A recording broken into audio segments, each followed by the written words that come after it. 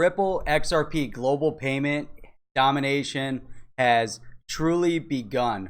If we see this partnership or this investment in MoneyGram, it really is a significant strategic move to move into the actual P2P market. But more than that, by Ripple buying, and it's a significant percentage, buying in 8 to 10%, putting up $50 million to go over to MoneyGram. That's a sizable investment, but it's also bringing XRP and their xRapid platform to the limelight. It's now game time. Ripple with RippleNet and the XRP and the xRapid platform utilizing the XRP token is now in play.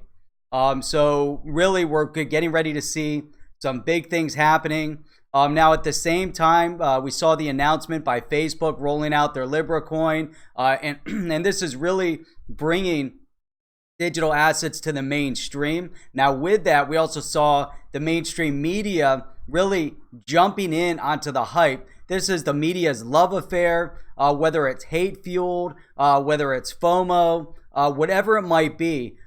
We look at this, it's unbelievable. FUD, FOMO, depending on which direction your head spins, whichever channel you turn on or whichever online rag you're reading. It's insane. It's hard to tell. Where does the mainstream media stand on what Facebook is doing? Where do they stand on what Ripple is doing with MoneyGram? And we've heard so many times now coming out of mainstream, oh, the Facebook coin is going to be the Ripple killer. It's going to be the XRP killer. It's going to displace them. Oh, it's putting them on notice. But obviously, these so-called experts, Jim Cramer, getting a better, they really need to get a better understanding of what Ripple is, what RippleNet offers, but also they got to get a better understanding of what's happening in the digital asset space. They really need to understand what Facebook is presenting in the Facebook coin.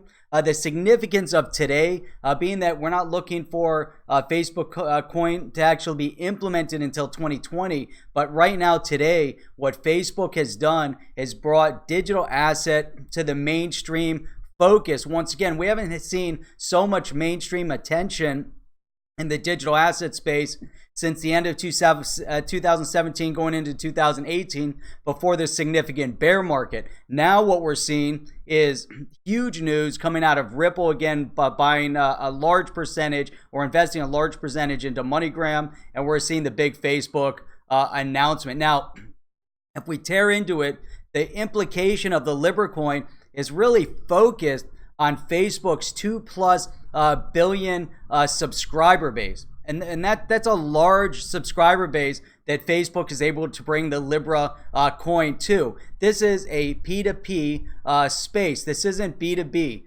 This may be B2C, business to Ripple. If you look at the Ripple solution, the RippleNet solution, the primary focus has really been towards large institutions, banks, focused on large volumes of cross-border payment transactions. Now, that being said, Ripple's latest investment into MoneyGram is now bringing xRapid to light. It's now, putting it in the limelight of that P2P space. So MoneyGram utilized, for the most part, to move money from individuals in the United States to individuals outside the U.S. or moving money within, but it's more of a P2P platform solution. So again, bringing xRapid and XRP to the limelight. This is bringing it to the mainstream. Now, if we look at everything, Facebook, Ripple, whoever you might want to focus in on, who's the big winner today? The biggest winner tonight, overnight, is MoneyGram. So they're the winner. It's unbelievable. MoneyGram up 167% since yesterday. Yesterday was sitting just over a dollar. I closed at $3.88. I believe that was into after-hour trading. It might have dropped a little bit in after-hour trading. I'd have to pull up the numbers again. But MoneyGram, was that due to the FOMO? The big announcement again out of Ripple in investing and promising $4.10 per share, investing $50 million into MoneyGram. 30 million going into effect right away, 20 million to be used at the discretion of MoneyGram. Biggest winner of the day, MoneyGram. Unbelievable. Anybody that bought their stock, holding their stock, big winners today. Unbelievable. So again, Facebook launching their white paper, announcing their big 2020 release. And the focus there is that they're going to be tying this app into WhatsApp and also segmenting it out, just like they segmented out Messenger. Facebook's intent is to segment out their payment app into its standalone app. And that bears a lot of significance, bringing again the P2P space. And really, who's on notice? Many of the banks are on notice. The banks are a little. The implication of what Facebook is offering is Ripple or RippleNet. Do they have a need or a reason to be intimidated? Not really. Again, two different directions, two different focal points. Now, obviously, again, Facebook's main primary goal is to target the low-hanging fruit, which is their 2+ billion subscriber base globally. So that's a big rollout when it comes to 2020. Now, Maxine Waters had to rear up, and Maxine Waters had to make her statements today.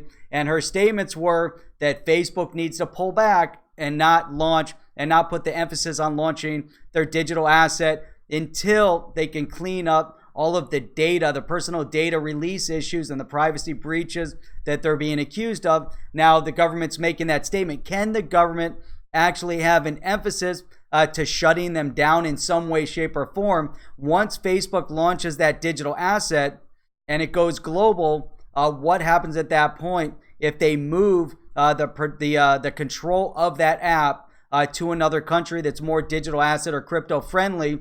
Does the U.S. government at that point have any form of control or opinion over what they do in the functionality and operation of that app? And I think that's really interesting because I believe that the government dragging their feet in providing regulatory clarity is creating this opening and this kind of a vacuum in regulation that's allowing a Facebook to open up into a space that the government may not at this point have a say in what they do, especially if they decide to flee overseas. So what a huge news day over the past couple days.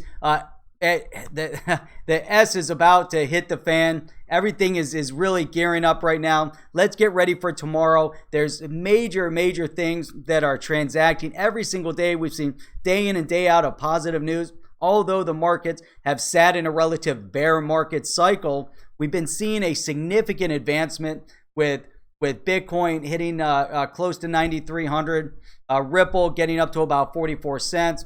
We're seeing Litecoin beginning to hit highs again at around 136, 137 and fluctuating. Obviously, there's going to be a little bit of a sell-off as people take profits. Overall, the market is moving in a very positive direction. It's exciting for all of us. It's really amazing. Now, I want to part with a quote that I believe sums everything up. DM Logic, this one's for you. Saw it on Twitter today. Hope you don't mind that I use it. I thought it was outstanding. Thank you very much for sharing it. To DM Logic, this is your quote out on Twitter. A single domino has fallen. Now tell me, what are other money transfer companies and banks going to do to compete with MoneyGram on cross-border remittances? Either they're not going to compete or they can also start using Ripple Tech. This is a major coup. Yes, DM Logic, this is 100% a major coup. They're now all on notice when MoneyGram begins to use XRP and the cost of remittance goes down to pennies on the dollar, and it happens immediately within seconds and with full transparency. Unbelievable. So let me end there. This has been really an exciting news day. Wanted to get this video out there. Just a quick note, I'm not a financial advisor, not providing any form of financial or investment advice. Let's leave it at that. You got to do your own research and you have to invest what you can afford at any point in time. So with that, again, this is Jeff with the HODL Report. Don't forget to subscribe to the channel. If you have subscribed, make sure you hit the bell notification to be notified every time I put up a video or a live stream. If you want to catch me on live stream, Monday, 10 p.m. Eastern Standard Time, Wednesday, 10 p.m. Eastern Standard Time, and Friday morning at 8 a.m. Eastern Standard Time. And with that, I'll check you out tomorrow night. Looking forward to it.